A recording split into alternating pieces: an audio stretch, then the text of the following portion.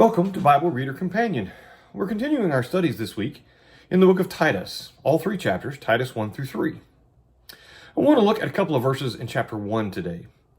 Let's look beginning in verse 15. He says, "To the pure all things are pure, but to those who are defiled and unbelieving nothing is pure. But even their mind and conscience are defiled. They profess to know God, but in works they deny him, being abominable, disobedient, and disqualified for every good work."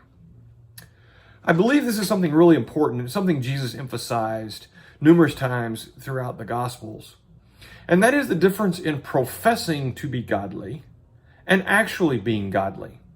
He draws a contrast here to those who are pure and those who are defiled.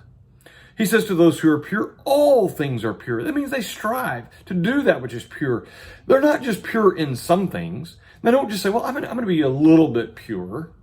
If you take a white shirt and you put a blot of black on it, what are you going to see? You're going to see the black blot because it's not entirely clean. It's not entirely pure. And so the idea is that we strive for complete purity. Those who are pure strive for complete purity. They don't accept or simply are satisfied with impurity. He then goes on to say, the contrast of those are those who are defiled and unbelieving. Nothing is pure. So they don't really live their lives about purity. That's not really their concern. And what's interesting is that he says they profess to know God. And there are a lot of people today who proclaim to be Christians. I would say that there's a very high percentage of people that if you went out into the world today, and especially in the United States of America, and simply did a survey and said, are you a Christian? Or are you a godly person? A very high percentage of them would say yes. But Paul says they profess to know God, but in their works, they deny him, which says that their life doesn't reflect their profession, what they say. Now the question is, what about us?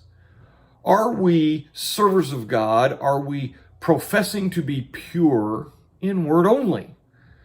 Or do we strive to live our lives pure? We recognize the grace of God. We recognize that we can be forgiven where we fall short. But what is our goal? What is our mentality? Do we strive to be pure in all things so that when we say that we know God, our works reflect that we know God and his desire for purity? Thank you for thinking on these things with us, and we hope you'll join us again tomorrow.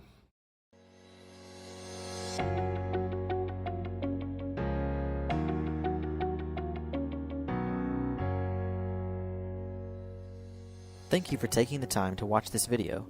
Subscribe to our YouTube channel and follow us on Facebook for more content like this.